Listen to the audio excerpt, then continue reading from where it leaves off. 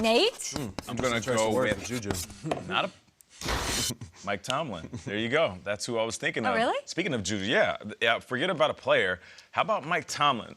Listen, I work with Coach Cowher every Sunday, and he knows everything about the Steelers, and I can't help but look at him in real time and think to myself, man, you gifted Mike Tomlin such a good team. And since then, he's built on that team with fantastic players. The drama with AB aside, the drama with Lev aside, they still have talent right now, but got smoked by the Patriots in week 1. So forget about Big Ben playing better, Juju having to do more, James Conner stepping up, that defense flying around and making plays. Mike Tomlin, I'm tired of the shots of going to you on the sideline and you sitting there with your neatly trimmed beard, looking as cool as ever, but glancing up at that scoreboard of y'all getting waxed. I want to see Mike Tomlin step up and be one of the better coaches in this league. He's always going to talk a good game. One of my favorite dudes in the NFL.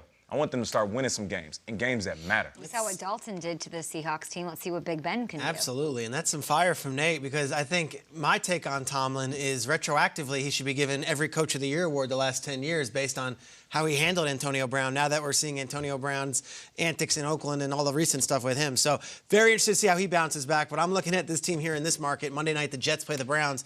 So much hype for the Jets, so much energy going into that Week 1 game, so much dominance through 3 quarters. And then for the Jets to lose after being up 16-0, for the kicker to absolutely lay an egg, for the defense to be able to squander all those big plays to John Brown. Jets fans were really excited about a week ago. And they were really excited Sunday at about 3:30 p.m. Eastern. And right now they're about as low as it can be. They're doubting things. You cannot start the season 0-2 with 2 losses at home, especially the 2 second-year quarterbacks. This isn't Russell Wilson and Roethlisberger coming in and beating you. This is Josh Allen and Baker Mayfield, 2 guys who are basically pubescents in the NFL. You have to win this game. A must-win for Week 2, just for the energy and the momentum and the inertia. You can't go 0-2 at home with 2 guys that you should beat in your own building. I just want to hear you say pubescent. Pubescent. Good morning, America. You mentioned the 0-2s. A listing of the holy crap, we're 0-2 power rankings that will shock you the most. The Browns and then the Bears. And I got to go back to the Steelers. Guys, the Steelers, they don't go 0-2. Wow. It's not what they do. The last time they did it 6 or 7 years ago, and they finished 8-8.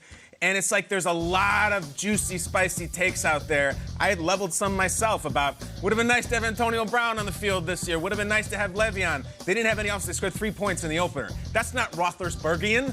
He's played 700-some games. He's only lost by 30 points twice. So the idea now that Pittsburgh would go 0-2, because is there anyone who gives a damn less than Russell Wilson about going into Pittsburgh and winning? There's about 3 or 4 guys I would not want to face this weekend. Russell Wilson is one of them. Steelers 0-2 after such a quiet professional offseason is a bad look. It's the most shocking of them by far. They got to have it. I both think the Steelers need do. a bounce back. You mentioned the Jets, and they obviously played the Browns. It's on national TV. So while you were talking, I looked up the schedule. If the Jets lose again, or the Browns lose again, woof. How do they win the division then? They have to go to the Rams, or they face the Rams week 3, then they go to Baltimore week 4. Oh. How do you climb out of that hole? Really tough schedule for Cleveland. A lot of people talked about it all offseason, but they got to get a win this week. Better start making plays. Absolutely.